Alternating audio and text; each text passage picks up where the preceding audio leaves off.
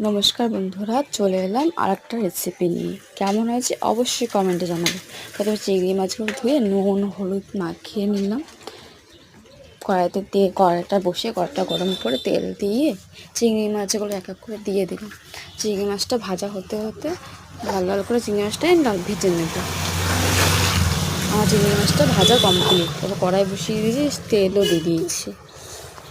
ওর মধ্যে গোটা জিরে, তেজপাতা, শুকনো লঙ্কা, শস্য আর রাঁধুনি দিচ্ছি। এরপরে আমি কী করবো, একে একে, ঠিক আছে,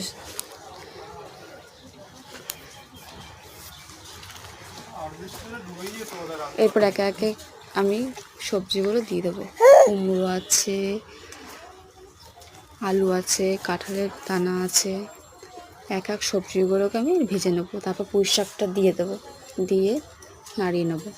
এবার ওর মধ্যে ঢেকে ঢেকে রান্না করবো। ঠিক আছে, আমি কিন্তু একটু পুঁই শাকে একটু জল ব্যবহার করিনি। দেখো তাতে দেখো কতটা জল বেরিয়েছে, দেখতেই পাচ্ছ। আমি ঢেকে ঢেকে রান্নাটা করবো, এতে একটুকু জল ইউজ করবো না। কি সুন্দর তাতে গলে গেছে, একদম সিদ্ধ হয়ে গেছে, দেখেছ। এরপর আমি চিংড়ি মাছগুলো দিয়ে দিলাম।